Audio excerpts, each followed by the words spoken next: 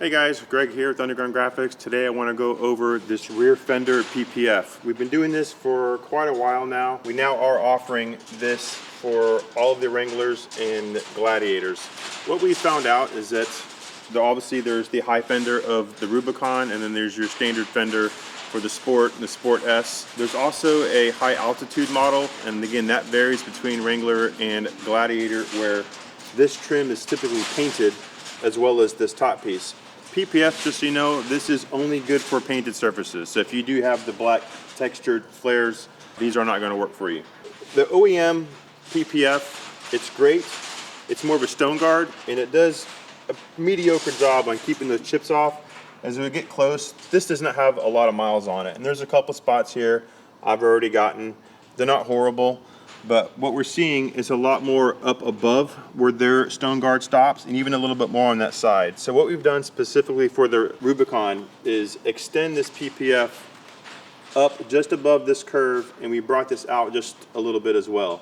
People have asked, you know, where's the fitment? Well, again, it's not perfect. It's PPF. It's going to give you a little bit of play on where you want to put that. If you're worried about coming over this top piece, you can trim that shorter. You're going to have to do that by hand and get it more of that OEM shape. This is a moderately difficult install, but we are going to show that to you now, and then you can make that decision if you want to do this or you want to have someone local for you that knows how to do PPF, have them do that for you. Again, it's not horrible. We'll get that done in probably about 10-15 minutes. So going back to those options, what we've done on the site is given you that front fender. So this should be able to tell you this is that one that's full paint. This is also available, you know, JL and Gladiator. This is the Sport Low, and you can see that fender sitting below that hood line, and then there's that Rubicon High, that fender sitting on that top line. These are the rear fenders for that. The fronts are going to be easier to differentiate which one you have. If you have any questions, please call us before you order. I know it can be tricky. So again, going with those, then we're left with what that's going to match up for your vehicle. Again, they're not 100% OEM sized. We try to get these a little bit bigger so you can have some more coverage. Let's go ahead and get started. I did want to show again, this side had not as much scratches above that PPF. My son gets out on that passenger side, and I'm going to show you what that looks like without that stone guard or without that PPF. Not sure if that camera can pick this up, but I try to keep this pretty clean, and one day I was like, what is this? And that is exactly from backpack, shorts, whatever he's doing to get in and out of this. We want to protect that area. So let's go ahead and look over what we got. So what you're going to get with the PPF kit for those rear fenders is this here, which is going to be both sides. Once we unroll this, you'll see what that's going to look like. I'm going to do that now. And make sure you roll this out. You see which one is which. One is going to kind of kink up to the left. One's going to kink up to the right. And the one that kinks to the right, narrow end at the bottom, fatter end at the top, that's going to lay just like this. So this will be our driver. This left side will be the passenger. I'll put this back here for now. And then you're going to get this squeegee. You can do it with this. You don't have to. This is what's going to come with it. If you want to opt for a PPF squeegee, it's going to be made of rubber. This we love to use because you're going to be able to hit that paint and it's not going to do any damage to your paint. If you use the hard squeegee, be careful going over those edges with it. Again, not too crazy. You want to get that slide mix out from under there. So we recommend it. You don't have to have it. Again, you can still do it with the plastic. Also a plastic razor to get the old one off. We're going to go ahead and use that. Don't have to have it, just makes it a little bit easier instead of using your fingernails to get that off. We do want to warm this up, so we're going to use a heat gun for that. If you don't have a heat gun, you can use a hair dryer. We're not worried about anything blowing away. You just want to get this nice and warm to get that pulled up. If there's any adhesive left over, typically there's not, but that alcohol water mix will just take that off. We want to make sure there's nothing under there that we go back over with.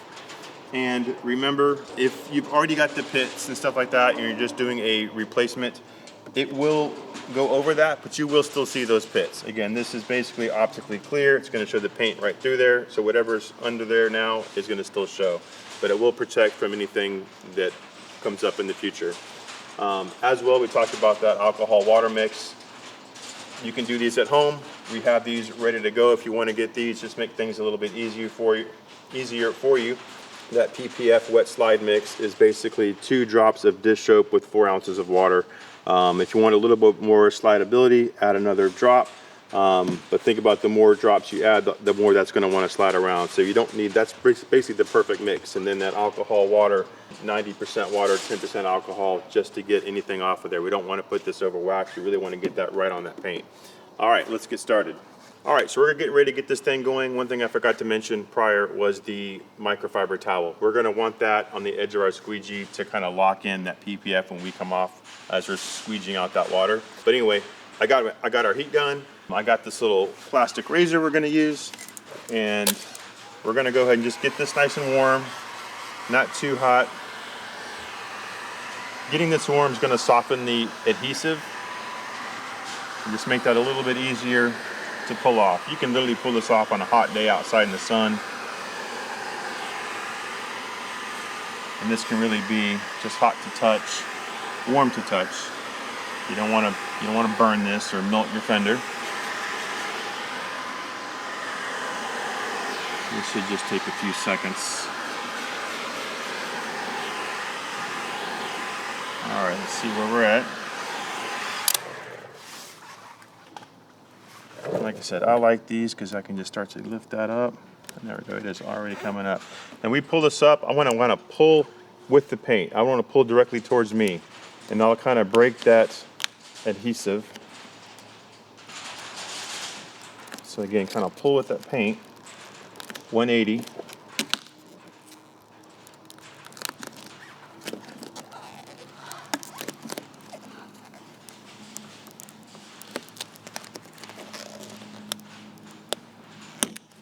There you go.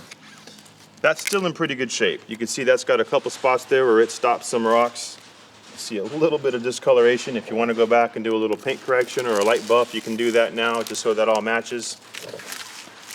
We may actually do that. That's going to drive me nuts. So let's do a quick short on that. Let me go get some rubbing compound and a quick towel and see if we can get that blend to come out. All right, so I just took some alcohol on that microfiber, and most of that came out. This was a little bit dirty, so there's still a very, very slight difference. I'm not sure if that's going to be color to color or what that's going to be, but I still want to go ahead and just do a little bit on here just to see if that works. Again, this is just a light compound. We're using Meguiar's. I just want to see if this does anything. And I just want to go right over that blend, so right along that edge where that color shifts.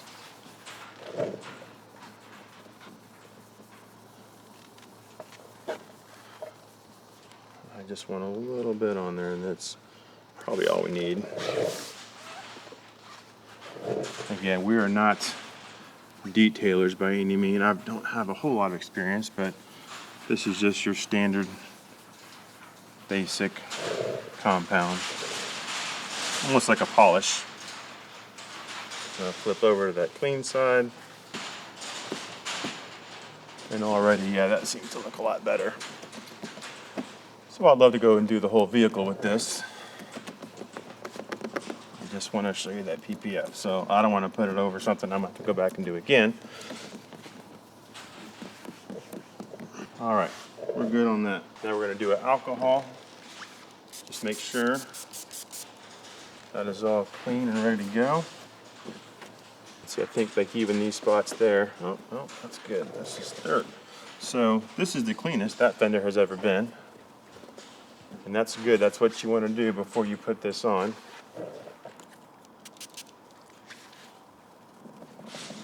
So these marks were there. Those are hits from rocks that were above that factory line. Again, we want to know where we're going to go. So if you want to cut this to edge, you can. We didn't get these exactly when we sent those out, but it's going to lay right where that was. So you're going to have a little bit of overlap on here. It is going to come up. We're going to see fingering here and in these corners. Everywhere else is going to look pretty good. So we're going to use that rubber squeegee. We're going to use that slide mix. We're going to soak that fender. Make sure your hands are clean when you do this. You may even want to spray your hands because you are going to just barely touch the back side of this. So you do not want to drop this. And if they're wet, it's gonna be a little bit better. Make sure this does not hit the floor or your tire. Greg, don't let it hit the floor or the tire. Oops, just hit my arm. Spray that back side, the sticky side. You want to get that on there pretty quick because you just don't want anything to get on it. See, in that one spot, I already got something off my arm on there. So use that water to get whatever that was off of there.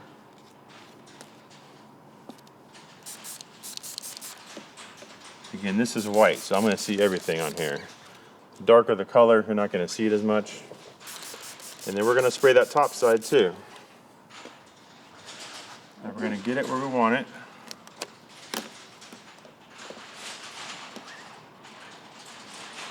And again, I want to come in just a little bit, and I want to come over that ledge. And you can see we're up this, how much higher this is. You've got a little bit of play, again, if you want to come down a little bit lower. And this stretch is really easy. So I'm going to give about a 1/2 inch at the bottom. And I'm pretty happy where that's laying there. Make sure I spray that again. And now we're going to just pretty firm top to bottom. And you can see right there another piece of dirt. So I'm going to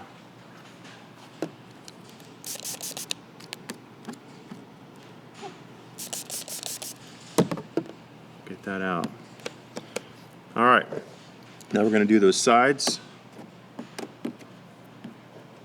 And this is where it gets tricky. As this starts to stretch out, you're going to want to pull on that to relief, to get rid of those fingers. These are what we call fingers. When that starts to lift up like that,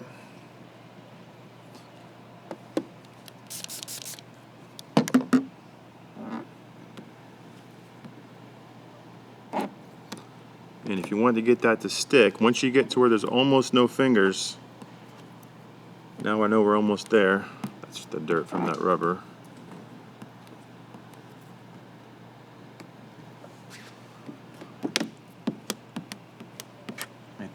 We got that corner down. And keep it wet. Keep this wet. But this is why you want that rubber. So I can't, with this one, I'm gonna wanna come and stop. I'm gonna hit this and stop. So you really do wanna have that rubber squeegee. And I forgot what these were, they're not much.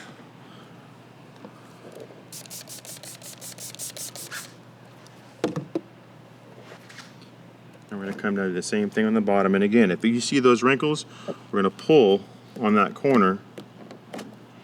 And the less soap you have in there, the easier it's going to want to stick.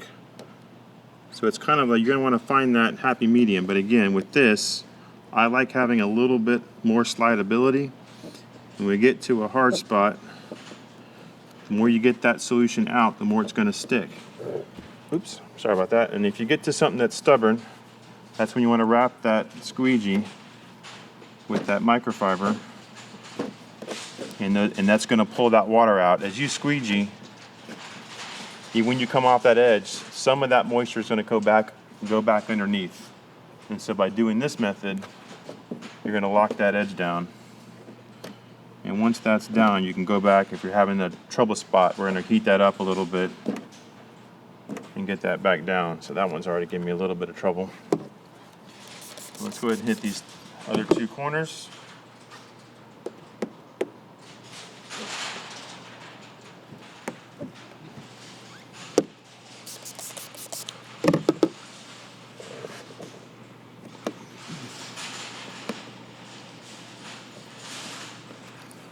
Go ahead and wrap that edge.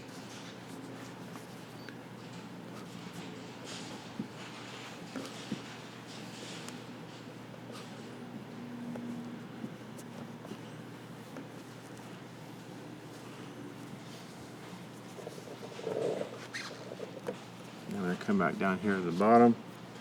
I'm on that last corner down here. And if you're just having a tough time with it, again, this is really easy to cut. You can still trim it smaller if you want. What we're doing, again, we've got so much over what that OEM was. Again, now I'm pulling with my finger that's dry to kind of pull that out a little bit.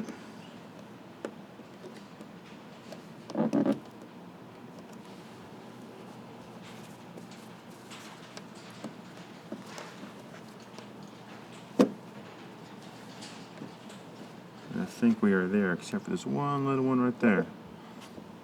You really don't want to peel this up too far, because once it's stuck, it is stuck. Another trick, we'll do this as a last resort, is shooting that alcohol water mix under there. Alcohol is going to evaporate very quickly. But I think we're good on that. You may want to wait just a little bit before using that heat gun. Heat can sometimes expand that water.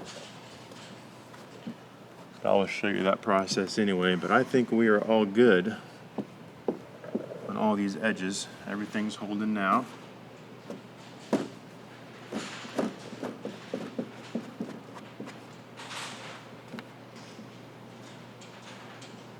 can't even see where that line stops. Right up here. So those two chips I had on there before are now under the PPF. My PPF stops right up here where my fingers are. Coming down this edge, it runs almost the middle. And it gets a little bit lower down here. And again, you've got room to play. If you want to get more coverage on the outside, you can pull that out. It's rare you get chips on the inside of this, but I mean, it can happen. This is really, again, just meant for a do-it-yourself project. If you want full protection, we recommend going to someone locally in your area to have those fenders really fully done. They're going to be able to get a lot tighter. We love PPF, but we do it as a wear and tear item. We're not trying to get right set edge or roll edges or anything like that. We want to do something that's going to be quick and easy to get that benefit. This side is good. I'm going to go ahead and shoot a little bit of heat on that. I don't even think we need it. What I'm going to do now is go ahead and do that other side, come back and check this one. Again, if you have any spots you come back and you see that lifting, go ahead and get that down again and give it just a little dash of heat. Guys, I think that's about it. If you have any questions on PPF, the installation, let us know. It is a completely different animal than vinyl installation. You know, most of our vinyl installs we do are dry. We're only using wrap films for our vehicle graphics. So going to this PPF, it is the complete opposite of what we're used to doing, and I'm sure the same for you. So again, we wanted to make that video so you know what you're in for on that. It's definitely doable. Just got to have the right pieces and the right know-how to do that. Hopefully that helps. And again, any questions, just give us a call. We'd be happy to help you through it.